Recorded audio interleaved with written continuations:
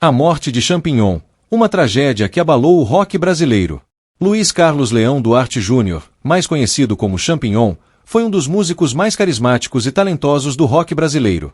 Nascido em 16 de junho de 1978, em Santos, no litoral paulista, ele ficou famoso por seu estilo irreverente, por dominar o baixo com uma energia única e, acima de tudo, por ser um dos pilares da banda Charlie Brown Jr., ao lado do lendário Chorão.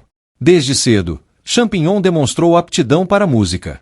Ainda adolescente, começou a tocar em bandas locais e, aos 16 anos, conheceu Chorão, que logo convidou para integrar o Charlie Brown Jr. O grupo se tornaria uma das maiores referências do rock nacional dos anos 2000, misturando rap, punk, reggae e skate culture em letras que falavam da juventude, da liberdade e das dificuldades da vida. O sucesso foi meteórico. Discos como Transpiração Contínua Prolongada e Preço Curto, Prazo Longo colocaram o grupo no topo das paradas. Champignon, com seu jeito brincalhão e ao mesmo tempo intenso, conquistava fãs por onde passava. Mas, por trás do sucesso, o clima dentro da banda nem sempre era dos melhores. Ao longo dos anos, divergências criativas e pessoais entre Champignon e Chorão provocaram várias saídas e retornos do baixista. Mesmo com brigas e reconciliações, os dois mantinham uma relação quase de irmãos, marcada por amor, raiva e respeito mútuo. Eles se desentendiam, mas se completavam musicalmente. Nos bastidores, amigos próximos relatavam que Champignon vinha lutando contra uma profunda crise emocional. Ele se sentia sobrecarregado, culpado por não ter conseguido ajudar Chorão e também pressionado pela opinião pública. A formação de sua nova banda, A Banca, que era uma tentativa sincera de homenagear o amigo, acabou sendo alvo de críticas cruéis nas redes sociais, o que o deixava ainda mais fragilizado. Muitos fãs, ainda em luto por Chorão, não aceitaram ver o grupo continuar sem o vocalista original. Nas entrevistas, Champignon tentava explicar que não se tratava de uma substituição, mas de um projeto de amor e respeito. Mesmo assim, o peso do julgamento o afetava cada vez mais. Pessoas próximas lembram que ele chegou a dizer: "As pessoas não entendem. Eu só quero que a história não morra junto com o Chorão." Apesar de tentar manter o foco no trabalho e na família, sua saúde mental piorava. Amigos notaram mudanças de comportamento. Ele se isolava, falava pouco e, às vezes, chorava sem motivo aparente. Poucos dias antes de sua morte, chegou a dar entrevistas onde demonstrava uma tristeza disfarçada por sorrisos e frases otimistas. Havia um tom de despedida em suas palavras, embora ninguém tivesse percebido a gravidade da situação. Em 2013, a tragédia começou a tomar forma. No dia 6 de março daquele ano, o Brasil foi pego de surpresa com a notícia da morte de Chorão, encontrado sem vida em seu apartamento, em São Paulo.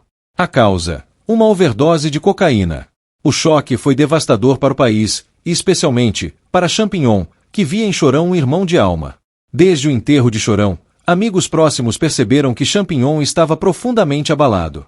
Ele chorava com frequência, dizia sentir-se culpado e demonstrava sinais de depressão e ansiedade. Em entrevistas, chegou a afirmar que não conseguia acreditar na perda e que tentava seguir adiante por respeito à história que construíram juntos. Pouco tempo depois, ele decidiu formar uma nova banda, chamada Banca, ao lado de outros ex-integrantes do Charlie Brown Jr. A intenção era homenagear Chorão e continuar o legado musical, levando aos fãs um repertório que misturava músicas antigas e composições novas. No entanto, a recepção do público foi controversa. Muitos fãs criticaram a iniciativa, alegando que Champignon estava tentando substituir Chorão ou lucrar com a tragédia. Essas críticas o atingiram profundamente. Em entrevistas, Champignon se mostrava magoado e incompreendido, dizendo que tudo o que queria era manter viva a memória do amigo e não deixá-lo ser esquecido. A pressão emocional foi se intensificando. Apesar de tentar aparentar força, pessoas próximas relatavam que ele estava cada vez mais triste, inseguro e abalado psicologicamente. A perda de Chorão havia deixado uma ferida aberta que jamais cicatrizou. Na noite do 8 de setembro de 2013, um domingo, Champignon chegou em casa, no bairro Morro do Nova Sintra, em São Paulo, após sair com amigos. Ele morava em um apartamento com sua esposa, a modelo Cláudia Bosley Campos, que na época estava grávida de 5 meses da primeira filha do casal. Segundo relatos, Champignon chegou visivelmente perturbado.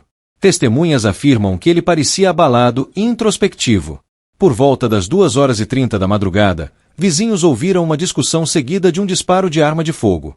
Assustada, Cláudia correu até o quarto e encontrou o marido caído no chão, já sem vida, com um revólver calibre .380 próximo ao corpo. A polícia e o resgate foram acionados imediatamente, mas nada pôde ser feito. Champignon havia tirado a própria vida com um tiro na cabeça. A notícia se espalhou rapidamente, e o Brasil mergulhou novamente em luto. Poucos meses depois da morte de Chorão, o rock nacional perdia mais uma de suas vozes mais autênticas. Amigos, familiares e fãs ficaram em choque.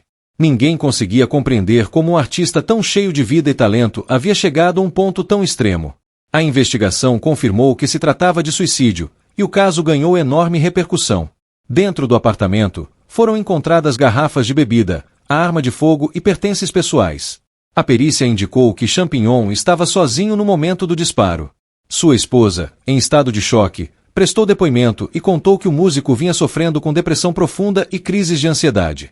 O velório aconteceu no dia seguinte, em Santos, sua cidade natal, e reuniu familiares, fãs e músicos de todo o país.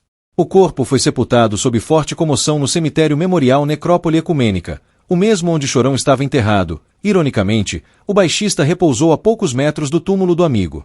A cena era de cortar o coração. Dois irmãos de alma, agora lado a lado, unidos pela tragédia.